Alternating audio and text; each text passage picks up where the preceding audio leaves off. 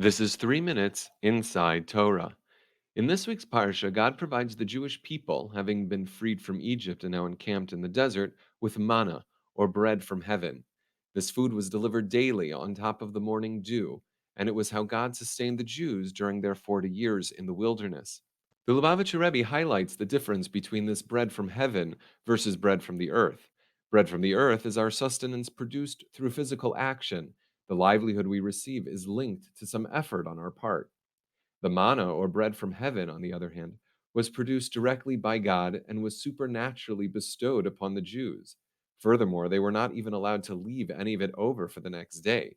Each night, they had to go to sleep without any way to provide for the next day. Awakening to a fresh delivery of manna each morning instilled a deep trust and reliance on God as their true benefactor. The manna, however, still needed to be gathered by the Jews. In fact, the distance the manna fell from one's house was determined by the spiritual level of the recipient. The perfectly righteous would simply bring it in from their doorstep. The less righteous would have to travel further to gather it. If the manna from heaven was the symbol of godly sustenance, completely stripped of any physical garment or veneer of human effort, then why was it necessary for the Jews to go out and collect it at all? Shouldn't it have just appeared on their table? Why was any effort required?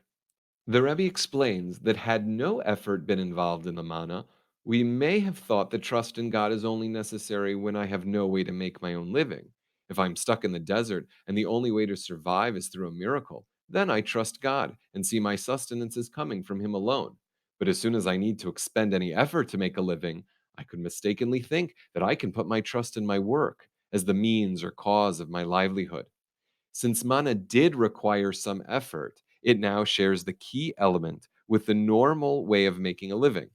And that teaches us that no matter whatever I do to earn a living, my sustenance still comes just as much from God like manna from heaven and is provided to me each and every day, completely irrespective of my efforts.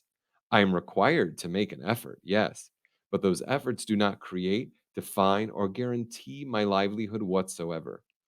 By negating my work and recognizing that it does not determine my sustenance, God's blessing can flow, unconstrained by the physical limitations of my efforts. And this is the ultimate perfection of trust in God, that whether I'm in the middle of a desert or in the middle of a board meeting, it is only on God alone that I have to rely.